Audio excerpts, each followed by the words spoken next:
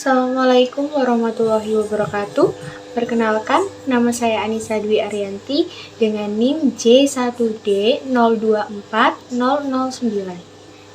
Di sini saya akan menjawab pertanyaan untuk UTS Pendidikan Pancasila. Soal yang pertama yaitu implementasikan salah satu nilai-nilai Pancasila dalam kehidupan sehari-hari Anda. Salah satu nilai Pancasila yang dapat diimplementasikan dalam kehidupan sehari-hari saya adalah sila kelima, yaitu keadilan sosial bagi seluruh rakyat Indonesia. Yang pertama, memperlakukan semua orang dengan hormat dan setara tanpa memandang latar belakang, ekonomi sosial, atau budaya mereka. Yang kedua, membantu tetangga atau anggota masyarakat yang kurang beruntung, misalnya dengan memberikan bantuan makanan atau pakaian kepada yang membutuhkan. Kemudian yang ketiga, berpartisipasi dalam kegiatan gotong royong di lingkungan tempat yang saya tinggal. Yang keempat, yaitu mendukung usaha kecil lokal dengan berbelanja di warung atau toko milik tetangga daripada selalu membeli di supermarket besar. Soal yang kedua yaitu, sebagai seorang mahasiswa, nilai Pancasila apa yang sudah Anda terapkan dalam dunia akademik?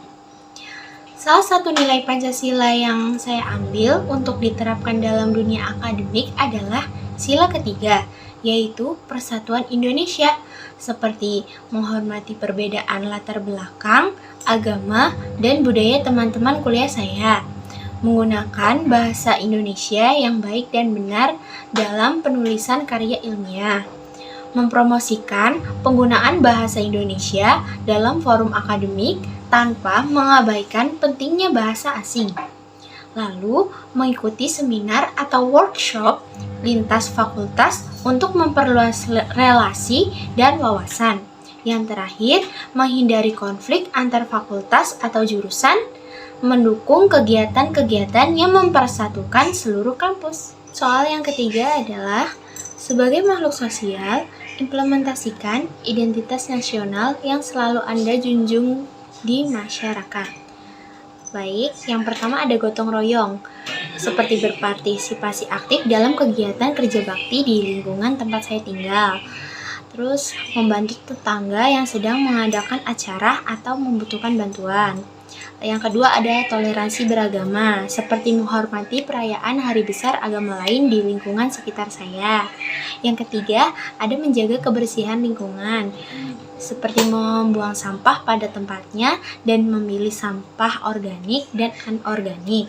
Yang terakhir, mempromosikan kesenian tradisional, seperti mengajak teman atau keluarga untuk menonton pertunjukan seni daerah yang ada di sekitar lingkungan saya. Pertanyaan yang keempat yaitu, negara Indonesia menerapkan sistem membedakan antara negara dan konstitusi.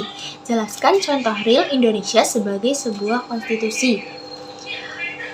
Jawaban saya, Konstitusi Indonesia dikenal sebagai Undang-Undang Dasar 1945 yang berfungsi sebagai hukum tertinggi negara yang mengatur struktur pemerintahan, hak-hak warga negara, dan prinsip-prinsip dasar bernegara.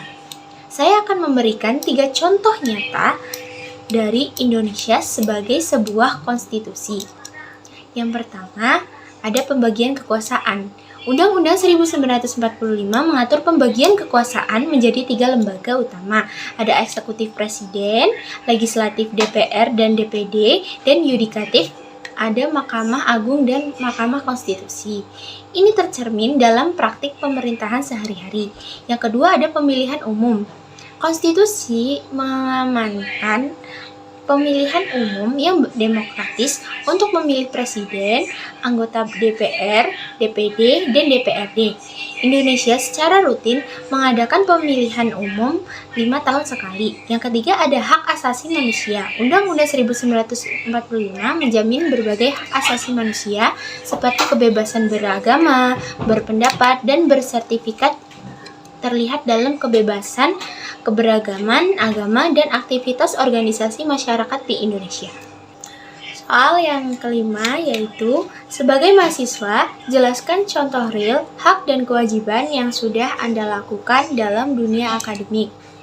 Jawaban saya, ada beberapa contoh nyata dari hak dan kewajiban yang sudah saya lakukan dalam dunia akademik. Yang pertama ada hak. Hak saya yaitu mengakses fasilitas belajar seperti menggunakan perpustakaan kampus untuk mencari referensi. Yang kedua, ada mendapatkan bimbingan akademik dari dosen wali atau pembimbing akademik, misalnya saat konsultasi KRS. Yang ketiga, ada mengikuti kegiatan UKM di kampus sesuai minat dan bakat saya. Yang keempat, ada menyampaikan pendapat seperti berpartisipasi dalam diskusi kelas, presentasi, atau forum akademik lainnya untuk menyampaikan ide dan gagasan yang saya punya. Kemudian ada kewajiban. Kewajiban yang saya lakukan yaitu menghadiri perkuliahan seperti sesuai dengan jadwal yang telah ditentukan baik secara tatap muka maupun daring. Yang kedua, ada menyelesaikan tugas akademik dengan tenggat waktu yang diberikan. Yang ketiga yaitu mematuhi peraturan dan kode etik kampus seperti menjaga kebersihan lingkungan kampus, tidak merusak fasilitas kampus, dan berpakaian sopan. Soal yang keenam yaitu, Indonesia merupakan salah satu negara demokrasi. Jelaskan contoh real cara berdemokrasi yang tidak menyalahi aturan. Baik, ada dua contoh nyata yang berdemokrasi sesuai dengan aturan di Indonesia.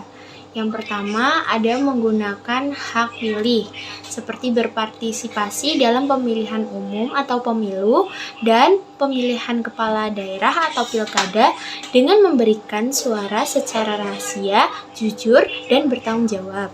Yang kedua, ada menggunakan media sosial secara bertanggung jawab, seperti menyampaikan opini politik atau kritik terhadap kebijakan pemerintah melalui media sosial dengan cara yang santun dan tidak melanggar Undang-Undang ITE.